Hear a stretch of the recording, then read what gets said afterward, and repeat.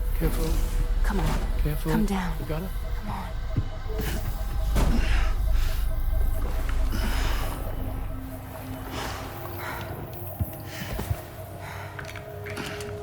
Thanks. This is what happens when she has nightmares, it seems. There are those who connect with the beach during REM sleep, allowing a tremendous amount of chiralium to flow into their bodies.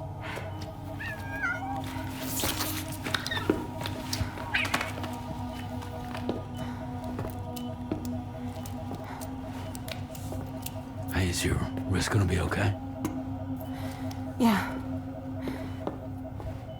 We ran some blood and DNA tests on her. And checked her for signs of injury. As far as we can tell from a medical perspective, her health is in perfect condition. But that doesn't make the chrysaloid shell in which we found her any less troubling. Not to mention the tar-like fluid that came pouring out of it. We're still analyzing both. And there's more. You mean those suckers? Indeed. But that's not what I'd call them. Much closer to a chiral rash, I would say. You know how chiral allergies can sometimes trigger goosebumps? It's like that, except a fair bit worse. The tar-like secretions can accelerate the passage of time on contact, it seems. We suspect she has dooms too. And that when she's levitating, she's experiencing the nightmares common amongst sufferers. That space or realm she left behind to come here. The fellow we saw called it Nirvana, I believe. But to me, it looked like the land of the dead. Even so, she's a living human being.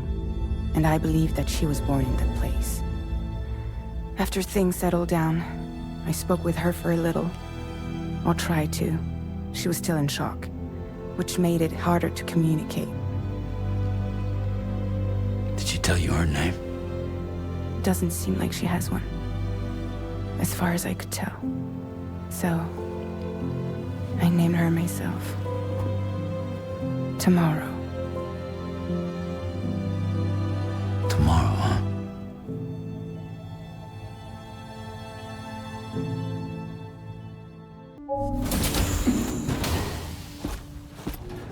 Raindrops are falling on my head. Oh, just a little longer, okay? Raindrops are falling on my head. And just like the guy whose feet are too big for his bed, nothing seems to fit. Those raindrops are falling on my head, they keep falling. You know this song? So I just did me some talking to the sun. And I said I didn't like the way he got things done. Sleeping on the job. Those raindrops are falling on my head, they keep falling. But there's one thing I know. The blues they send to meet me won't defeat me. It won't be long till happiness steps up to greet me. Okay. all Raindrops done. keep falling on my head, but that doesn't mean my eyes will soon be turning red.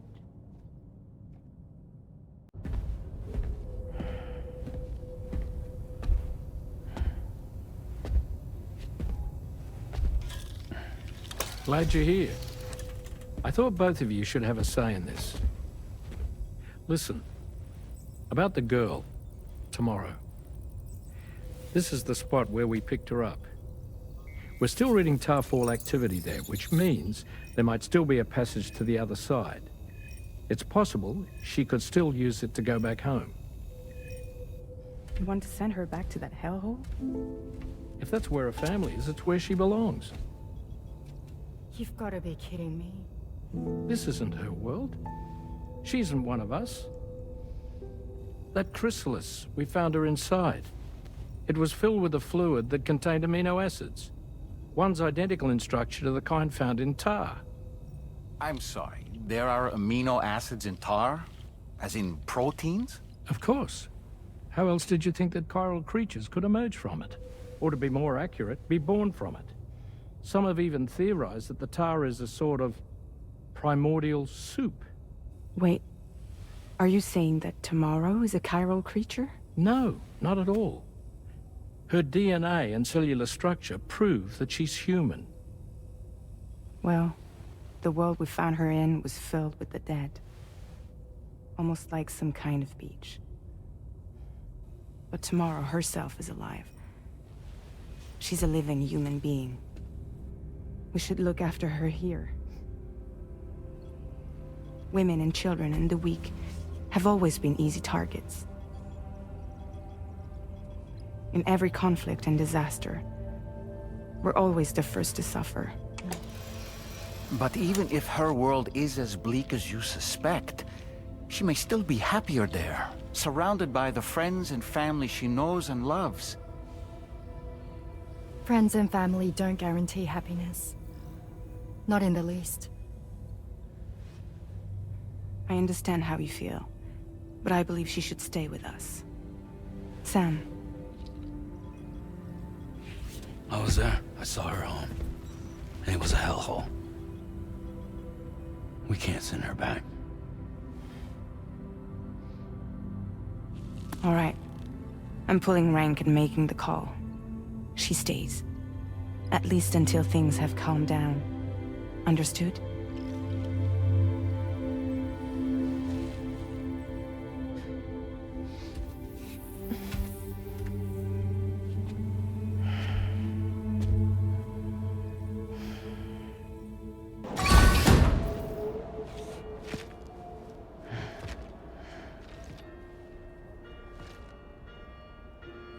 Please proceed inside.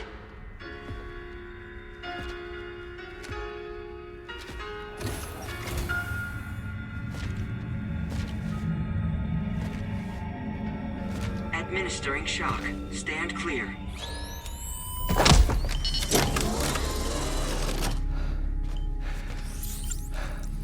Upper beach reference frame confirmed.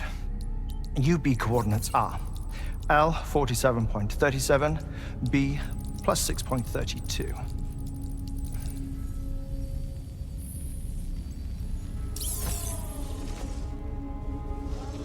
Hartman?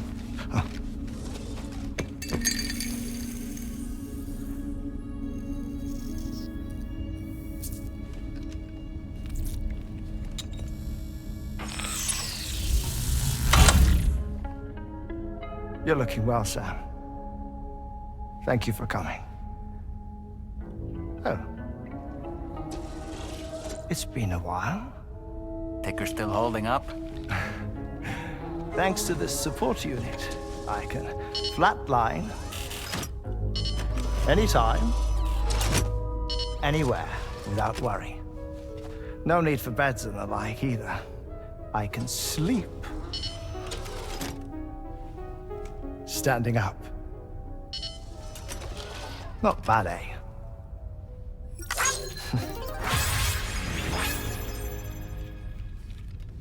Still looking for him, huh? I am. They're a large part of the reason I came to this place.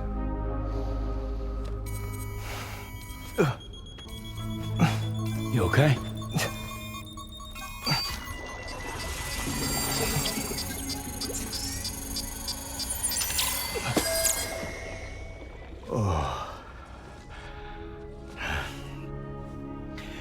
I've been rather unkind to my heart. You might say I'm on the verge of heartbreak. Still, it's a small price to pay for mapping the beach. And now that my work here is complete, I can accompany you all on your journey. Oh, we undertook the beach mapping program to help determine the most efficient strategy for linking up Australia. While near death, I traversed the beach and provided location data to APAS, which it used to build a database. Oh, APAS was my partner in this, you see. I also collected water samples from the various beaches I visited, which I duly deposited in the form of my own tears. Apparently, the water somehow circulates between them and the world of the living. The samples were required to study the phenomenon. Huh. This is the first I've heard of it. I didn't think this was your field. Oh, it isn't. Far from it. I collected the samples for the benefit of a collaborator. In the process, I placed a greater strain on my heart. But it's nothing to worry about. Like it or not, they all wear out, sooner or later. You sure you're okay?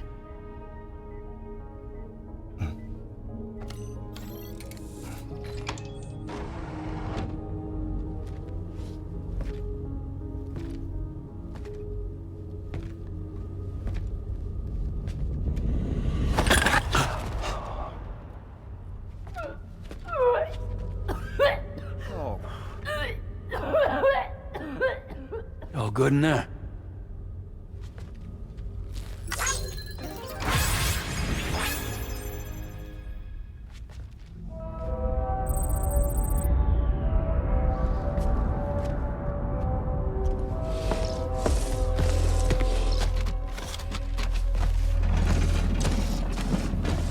Is that all you're gonna take?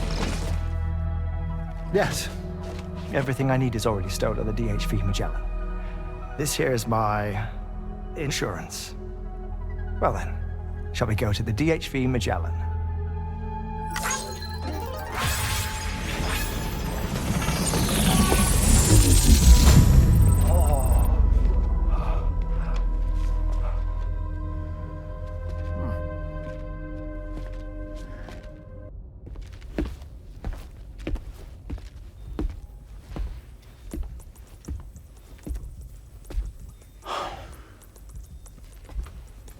Ah, Sam. You're the last to arrive. But now we're all here. Let's get to it. Recently, I received a number of strange mails that were apparently sent to me by none other than myself. And Fragile has been receiving similar communications too. Isn't that right? Yeah, I got a few about Lou's records. It goes without saying, I did not, in fact, send them. It's all very distressing and gave me palpitations. An especially concerning mail reached me not long ago. Attached were some highly sensitive UCA documents on BBs and chiral communications technology, including classified records of the BBs who were sacrificed to build the foundation of the chiral network. These extraordinary children were the catalyst required for the network to route data through the beach. They served as a bridge between the beach and our world, hence the Bridge Baby moniker. They were originally intended for the sole purpose of sustaining the chiral network. I'd like to discuss the implications of these records in my possession, but before that, I can tell you how Bridge Babies were developed in more detail, if you wish. R&D commenced shortly after the Death Stranding was first observed. The inciting incident having occurred during the performance of a cesarean section to save the child of a brain-dead mother. But perhaps the rest should be explained by someone who remembers the period. If you're willing to indulge me. I can't speak with any authority, but if you insist. When the obstetrician touched the fetus during the procedure, it's said they glimpsed the beach. Subsequent research revealed that the unborn children and still mothers possessed a special connection to the place. While communications utilizing the beach had been theorized, the framework was incomplete. These children proved to be the missing link. Afterwards, development of the chiral network began in earnest, or so I'm told. Wait, I have a question. By all means. What about when I was putting Mexico on the grid? Or my work in Australia? Have I been condemning kids this whole time? Worry not, Sam. The new Cupid model does not require a human catalyst. You can be assured of that. Bridget was president when this all began, and she wouldn't permit women to be deliberately rendered brain dead in order to produce BBs. But the Bridges researchers were not deterred, and they pressed on with their plan in spite of the president's misgivings. To secure test subjects, it seems Bridges smuggled pregnant women into the country from Mexico, among other places. Consequently, they were able to produce the BBs needed to make the chiral network a reality. And 4 years ago, the first Bridges expedition embarked on their journey. This is what I received from the sacrificial BBs. Including backups, a total of 10 units were prepped for integration, but only 9 were used to lay the foundations of the North American network. I attempted to ascertain the whereabouts of the 10th, to no avail. But as drawbridge, we should have a higher security clearance than me personally. Just to be prudent, would you mind running a search? As Deadman determined, there was another BB-28 that existed before Lou, which was decommissioned. Fragile later discovered that, 4 years ago, Lou was assigned BB-28 serial number, and for reasons unknown, placed into storage. Now, the first expedition also set off 4 years ago, and they could surely have made use of another functional BB unit, yet again, for reasons unknown, Lou remained in storage. So did they have other plans for Lou? Was Lou deemed unsuitable for sacrifice? Or was Lou excluded from the mission for some other reason? Like what? Cardiac arrest imminent. 30 seconds remaining. Not finding anything here. All the official records claim BB-28 was decommissioned. That's it. There's also nothing to suggest a connection between the missing BB and Lou. Still, we know for a fact that they played a part in the first BB experiments. So we have to ask the question, did Lou play one too? 3, 2,